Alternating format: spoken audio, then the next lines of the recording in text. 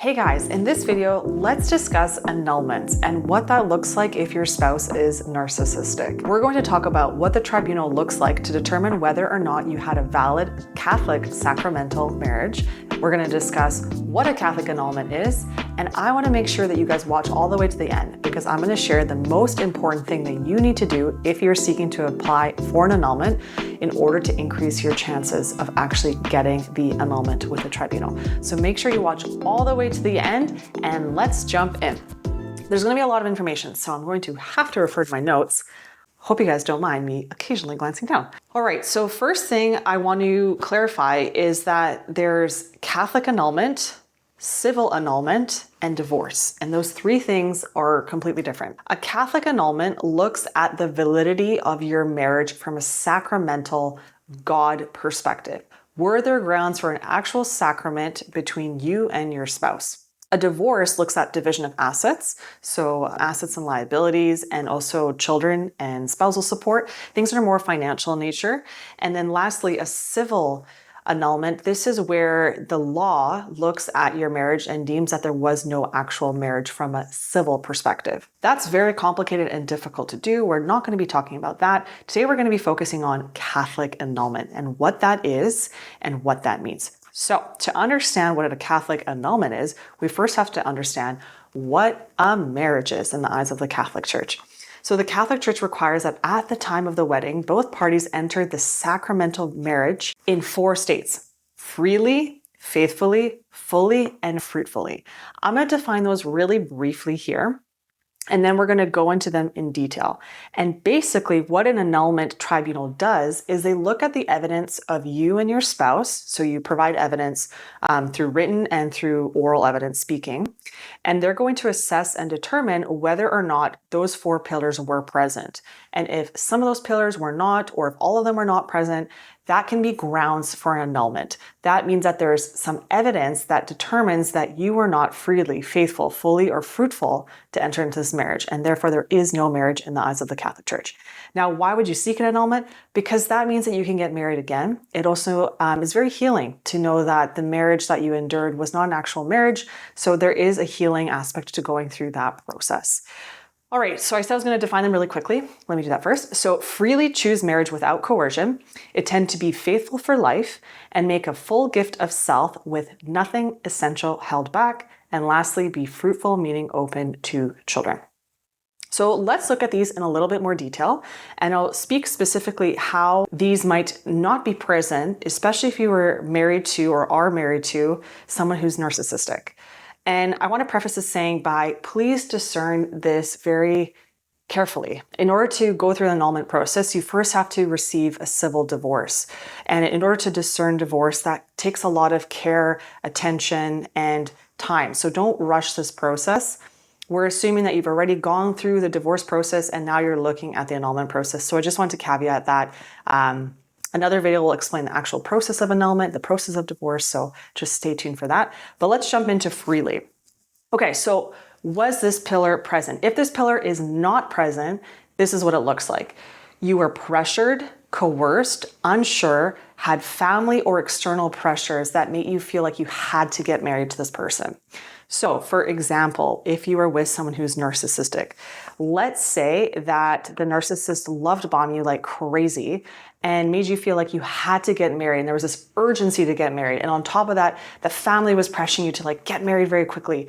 Or maybe you had a child outside of wedlock and now you feel, oh man, I really need to get married to this person. And narcissists might love bomb you and rush you because they have an ulterior motive. They want to control you. They want to dominate you. Maybe they're trying to seek to marry you quickly for immigration purposes or to use you for tax purposes.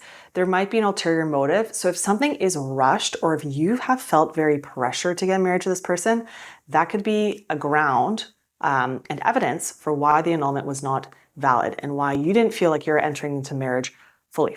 Okay, the next one, number 2, is faithfully. So let me say that again. Did you and your spouse intend to be exclusively committed to one another for life? So that's pretty self-explanatory, but what might sometimes happen in toxic dynamics or relationships is one spouse may have actually never had that commitment from the beginning. They may have never intended to be faithful to you, and they may have seen marriage as not permanent. and they actually may have been cheating on you or had another boyfriend or girlfriend on the side during your dating, during your engagement, and even after your marriage. This is really important information to disclose to the tribunal, because that could be a ground of how either yourself or your spouse, your ex-spouse, was not faithful in giving themselves to you in marriage. All right, the third pillar is fully. So did you intend to fully give yourself to this person, or did you hold back information from them out of fear? This one's really important, and I find this happens quite a lot, where narcissists might withhold information from you because they don't want to disclose the truth of who they are. Right, let's remember, they are master manipulators. They are master image creators. They create this perfect image of who they are, and they might lie to you about that. They might not fully disclose the state of their mental health, secret addictions, history of their finances, what they do for work. They might just have weaved this big web of lies and not giving you all the full information. And had you known all that information about them, you would not have married them. And that is also very important. So if you, through this discernment process and going through an annulment process, have discovered information about this individual shortly after the marriage that you didn't know leading up to the marriage that were very critical and significant, that can also leave grounds for annulment.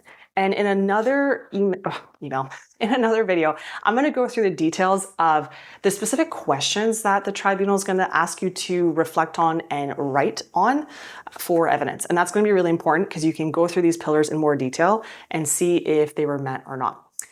All right, last pillar, fruitfully. So did you want to have children with them?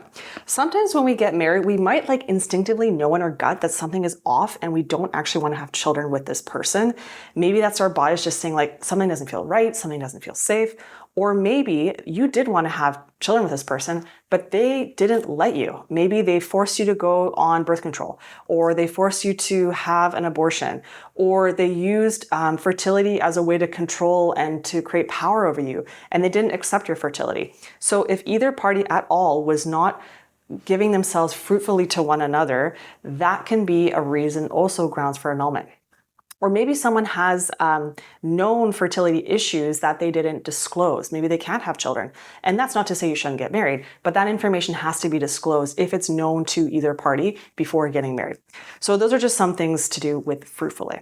Okay, so those 4 pillars, again, an annulment tribunal is going to look at the evidence and see and assess whether or not those 4 pillars were fully present. And if they weren't, that might mean that your marriage was not actually valid in the eyes of the church.